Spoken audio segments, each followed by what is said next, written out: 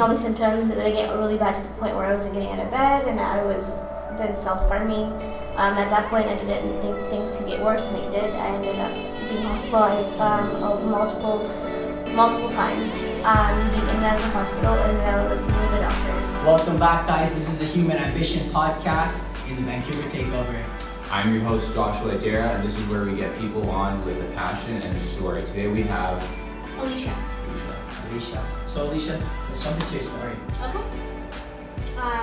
Where do you want me to start? Childhood, growing up. What was it like growing up? Okay, so growing up, I had a really amazing childhood actually. A great mom and dad. I grew up with a brother and sister. A lot of family, like cousins and stuff like that. Went to elementary school. Was good. Went to high school, and it was even more like it was amazing. It was everything I hoped for and more. Actually, I was involved in like student council, grad council, all these like any kind of groups that in high school I could participate in. I did, and I excelled at it. And I played a lot of sports too, so I was kind of like involved in all the different areas of high school. So it was really great. And then grade 12 is when kind of life hit me a little hard. I started struggling a little bit more with my mental health. And for me, it was really weird because I grew up like with a really great childhood, family, friends, never really dealt with anything like traumatic or any like life-changing event. So when I started dealing with mental health issues in grade 12, it was really difficult because I was just never used to having to deal with something so difficult before, Yeah. So explain where did the issues begin for you? It started actually, I think, in grade 12.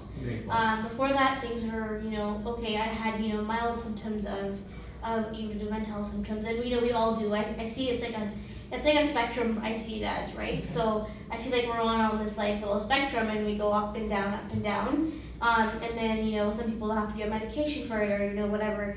Their anxieties go a little bit higher, so it goes kind of out of that range, right. So I feel like I was on that range, but very low. In elementary, it was okay. In high school, maybe a little bit, but it was I felt normal, I call it, even though that's a very bad word to use. Let me actually use a better word. More general, I feel like more people kind of have gone through it. Sorry, I just want to make sure that I was close. And then in grade 12 is kind of where the symptoms got higher. To the point where I needed to start seeing a counselor. I needed to start focusing on my mental health, and had a Becker at that time. So kind of doing things like deliberately out of the way to better myself.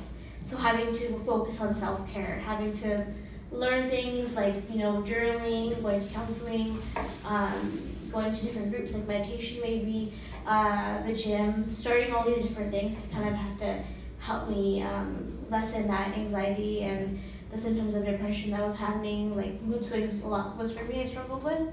So having to do that in grade 12 was the start of it, And then to dig deeper, what were like the symptoms you were feeling? In grade 12, it would be just a lot of anxiety. So for anyone that's experienced anxiety, some symptoms could be like shaking, trembling, like feeling funny in your chest, feeling nauseous. I would get nauseous to the point where I would have to leave the classroom and throw up because I was just having so much anxiety. And then the signs of, other things like my mood would be really up and down. I'd be feeling really high, really great, doing things, and then I start feeling really, really low again. And it wasn't like just, your regular ups and downs, people call it, right? It was very high for me and very low, and it was harder for me to control. Interesting. What do you think triggered that? In grade 12, there could have been multiple things that, triggered it. I think some of that could be my chemical imbalance, which I strongly feel is one of the cases, is the chemical imbalance that is just maybe a little bit off, that I need medication to stabilize. Also, my parents, I was starting to, have family issues in grade 12. And for me, I never really had that growing up. I had a really great childhood and everything. And then grade 12, things got trickier at home with my parents, and they ended up, splitting up. And so that it started in grade 12. So that's kind of where my anxiety maybe started a little bit more, maybe caused it. And then focusing on the physical aspect of things, I got a concussion playing soccer. So after that concussion, I started getting really bad migraines, and I think that maybe altered something in my brain that kind of caused the symptoms to kind of gradually grow up and up. Interesting. Yeah. So yeah, like I like how you said, like growing up, you had this like perfect, like not perfect, but like a good family relationship. Then all of a sudden, like the separation of your parents, and you feel like that kind of affected you, kind of like triggered it all, or like. Yeah, like people ask me a lot, like what triggered, this whole happening kind of thing. And I don't have an exact answer, and it's because I don't feel like there is an exact answer for it. I feel like a combination maybe of that, like the family, stuff happening, and then my physical symptoms of a concussion, and those things. And then I also think it could be maybe the time frame too, because grade 12 is a very stressful time for a lot of people. Like you're getting out of high school, you're wanting to figure out what you're doing with your life, and when other people are applying for college and everything, I'm having to kind of deal with the family stuff first. So for me, it could have been a little bit of that, and a little bit of the timing. What am I going to do with my life? All those things you think of when you're going to graduate, right? Because your routine is gone, right? You go from just going to school 8 to 3, and then playing basketball after school and having a basketball game, and then hanging out with friends and going home, right? For most of us, right? And then after high school, poof, like you're just having to wake up at whatever time, and some of us will work full-time out of high school, some of us will start going to school, or having both, and having to deal with a change in routine, I think can usually affect our mental health as well. Definitely. Yeah. So this was all going on in high school, then later down the road you went on to college, you did your police justice? It's called the Law Enforcement Studies Diploma, so it's very similar to the police justice program, I've heard. So like I said, in grade 12 is when I started dealing with it, and I received support counseling. I continued to play sports to kind of get rid of the anxiety and all that kind of stuff, and it helped to a certain extent, but not as much as I needed it to help. Yeah. But it helped for a while, and after high school, I started meditating and doing all these other things to help better my situation and my health. And then I went on to do the Law Enforcement Studies Diploma. Yeah. So at that point, I would say, I was able to still function and do things with my health being a little bit struggling, but I was still able to do things, right? Just like having maybe a broken arm, you're not able to maybe do, as much as before, but you're still able to do and function and walk maybe, that kind of thing. So I ended up going to the Justice Institute. I did my Law Enforcement Studies Diploma program. So I, did 5 classes a semester for 2 years. 5 classes, a semester, and then working 3 times a week, 24 hours. So and some of them would be night shifts because I'd be working in security at the hospital. Yeah. So having a very busy, and on top of that playing sports, and still being in competitive sports, right? So for me, it was a lot to balance, and I was able to do it all. And with, grade 12 being a hard year, and then getting out of it, I felt on top of the world. I felt like, okay, I was at a little bit of a low point in grade 12 that maybe people call their low points in life. And, I dealt with it and I excelled, and at that point I was very happy. I was in a very good place. But once my diploma was starting to finish it, the symptoms of anxiety and depression and all those things started to come back. And this time it came back a lot harder. It hit me actually a lot harder than grade 12. Let's just say grade 12 was a breeze for me. So after, the last semester, I would say, in my diploma program, when I'm about to graduate, I'm starting having to have, different symptoms, maybe a little bit more, I would say, that were really hard for me, tougher to deal with than my past symptoms. So I was having I was having thoughts of not wanting to be here, suicidal thoughts, I struggled with a lot. Just being really, really down and not knowing why, just feeling really empty, my self-esteem has always been very good. Felt very low, it felt like, I felt like worthless, I just felt all these different things inside of me that no one could see, because when people say when I walk into a room, the room lights up, all those things, whatever, I was that person, and people never saw what, I was hurting inside so much, right? But then when it started happening, it hit me harder, like I said, after, getting my diploma, it got very noticeable. So that's when it got difficult, when the family started finding out about it and stuff. because I went from, like I said, functioning to no longer functioning. I would, go to school or work or whatever. I'd have to leave the classroom just to breathe. I'd have a 3-hour lecture and I couldn't sit in it anymore. I'd have to get out, I had to go for a walk, I would have to drink water, I'd have to go to the washroom, I'd have to do something, and then go back to class. Sometimes I would have to leave class early because I just was wanting to cry. Like, the weirdest things that were happening to me that I wasn't used to. And the same thing started happening, after I graduated at work. Like, I would just, go to the washroom, break down and cry. And I would have no idea why. You're brave for telling us all this, man. Cause I know, it's a lot. Right? And it's very heavy, and I'm a very, very fun person and funny. But this is a more serious topic, I know. Stuff, right? But you know what? This is how we share stories and how we get others to share. Definitely. And how we learn that we all deal with the same things. We are all human beings, right? And I do get that a lot. Like, a lot of people, some people kind of get a little bit like, they'll kind of get a little bit quiet. They won't want to talk about these things. But, I like to, because that's how we learn about each other. Yeah, you share and grow. Right? But top in, dude, if you think, or if you agree with me that, I'm not obviously, I'm just coming out, like. Sure, ask me whatever, I'm very open. Like, I don't want to sound more educated than I am, but what I might think, right, so my thoughts, is do you think that this anxiety may be triggered of the feeling of change? Because just from like this little conversation, I realized it started kind of like in grade 12 because you're graduating, plus, your parents are gonna, they might be like parting ways. Yeah.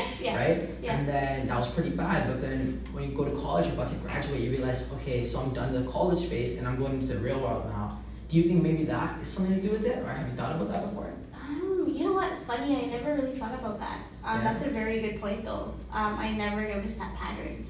But now that I think about it, I think that definitely contributed to whatever feelings and symptoms I was dealing with. Yeah. Thanks for sharing that, though. That's a good point. I never really thought about that. Yes. But no, I definitely think that could be part of the reasons why. Definitely. Yeah. Because I was actually listening to this last night before going to bed. How a lot of us, like, and this is more success, where we're more prone to failure. Like, we actually like to fail because it's easier and we go back to our normal life, and we're more afraid to be successful because we don't know what it holds out there in that realm, right? Yeah. So, what do you think, dude? No, I was gonna ask you, who is Anxious Fighter? Like, who are you and what do you do?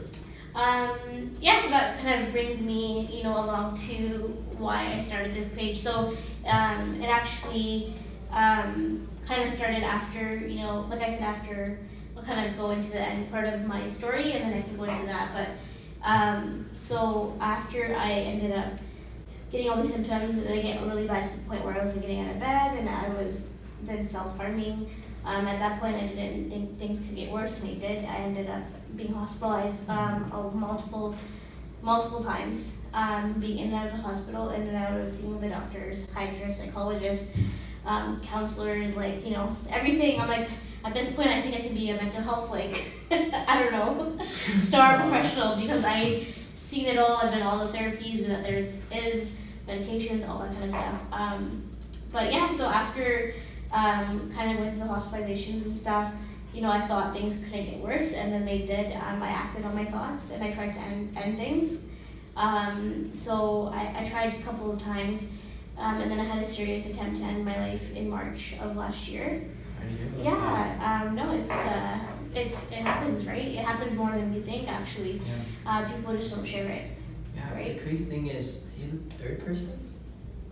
Rachel, Legit Creations. Was Qazi like that too? No, Qazi was your parents. Third person. Third person. That's scary, right? And it's scary because we're only the ones that are able to come out of it and share it, whereas lots of people aren't able to, right? Like, that for me was my rock bottom, I call it. It was, I'm surprised I'm strong enough after that. I thought that incident was gonna break me, but I think it made me see a lot. I was, being treated at the hospital, and I wasn't really getting, whatever help I needed at that time. I walked into traffic, and I got hit by a car, actually. So I ended up getting hit by a car, Sorry, and this was intentional or accidental? Intentional.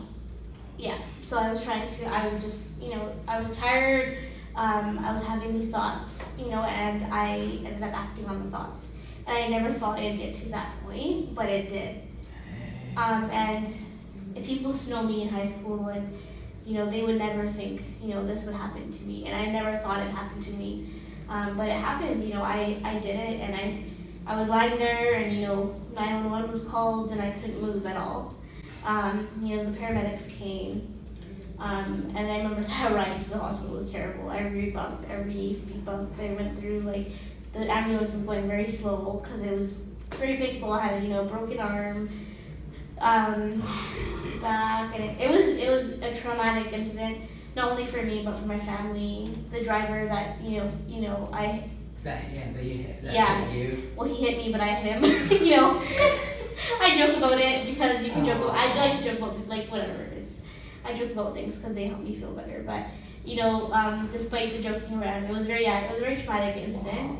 And having to be taken. It was in front of Surrey Memorial, so I had to be transported to Royal Columbia just in case of any head trauma. So I was taken to a trauma room there. I was treated for the day. My family came in and they saw me. So I think seeing the look on their faces and seeing how traumatic it was for them, not only me, but traumatic it was for them, for the person that hit me, like seeing all of them suffer, it made me realize that this is not the way to do things. Okay, this might be a little personal, folks, so feel free to avoid it, but it's fine, I'm an open book. Like I said. Were you, when you survived, were you afraid shit, I'm gonna get in trouble, or people are gonna judge me for this, or did that not even cross your mind? No. I was just in a lot of pain when it happened. When it happened, it hit me when I actually got hit, and I was lying there, and I had so many thoughts. My head was just racing. I don't know where my head was clearly, right? I just remember I was in a lot of pain, and I remember standing on the barrier in the middle of the road, and I remember, going, trying to and stepping forward, but it was scary, but, I still did it because the thoughts in my head were scarier, right? I remember there was a guy, walking up, he saw me, he was a bus driver actually, he pulled over and people were telling him, I think she's in danger or whatever, so he came running, and I knew, he knows what I'm doing and he's gonna hold me, so I'm able to do what I'm gonna do, so I knew, I either do it or I don't, and at that point, I was in so much pain that, I looked at him and I kind of smiled and I felt bad for him because I knew he was trying to save me, but I knew at that point I didn't want to be saved, right? And so, and then he looked at me and I kind of gave him a look I'm okay, and then I did what I did. So just kind of seeing his face, I'm inspired by his face, and the people screaming and the chaos that happened,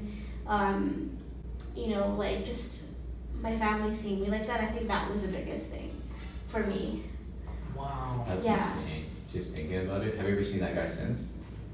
You know what? I haven't, but I think about him a lot. I think about, I never traumatized. I thought about, okay, one thing about me is I don't if I'm in pain, whatever, hurt yourself, don't hurt other people. I'm just a firm believer in that. Well, I wouldn't want to hurt yourself either, though. Exactly, yeah.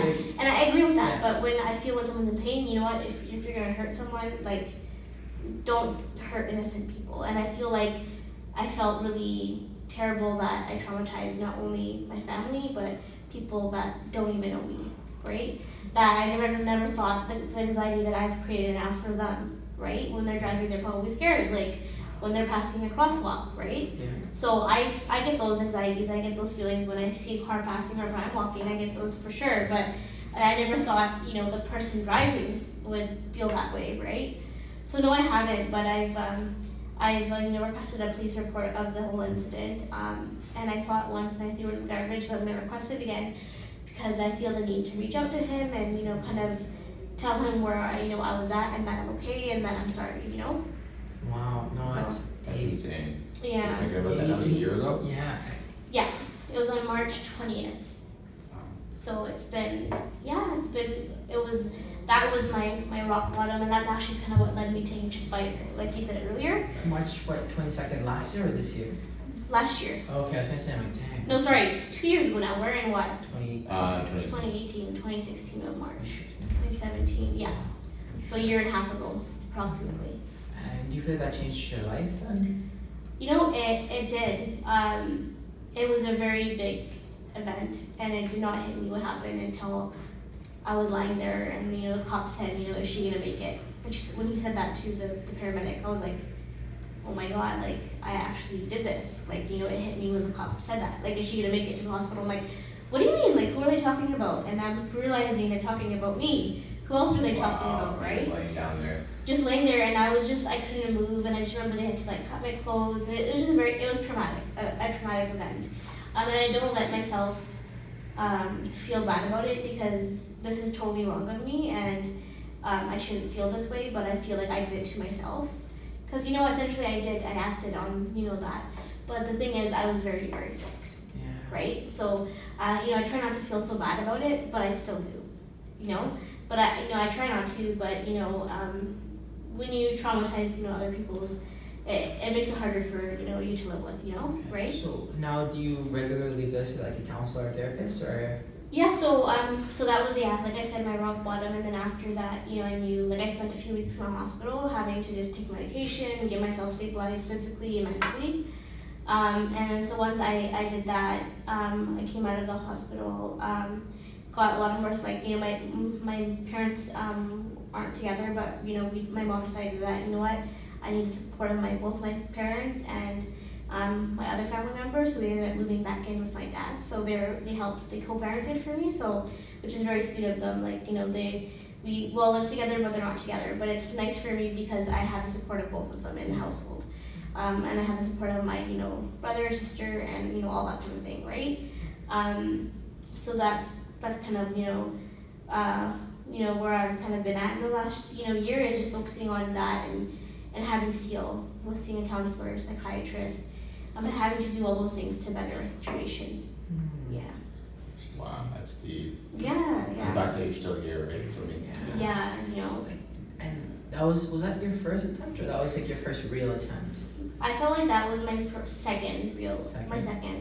First time, I had thoughts of, the bridge, and I pulled over on a bridge one day, and I was just very distraught. But I wasn't able to carry out the actions because it was obviously very scary, and someone came, they talked me down and everything, right? And then the second time, I took a 200 pills of like Tylenol. Wow. And I thought 50 was enough for me to go, and I took 200, and for some reason, I'm still here. Just keep going? Just kept taking them, and I'm just like, what? And it's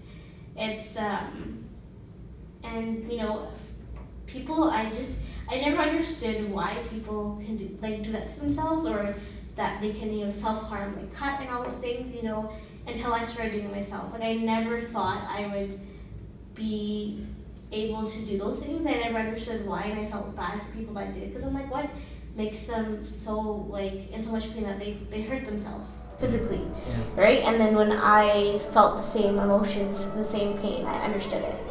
And it's made me have so much compassion for anyone. I feel compassion for people that, are in jail for the most terrible reasons, maybe murder and all those things. Like, of course what I did is wrong, but I feel like I just have so much compassion for everyone. And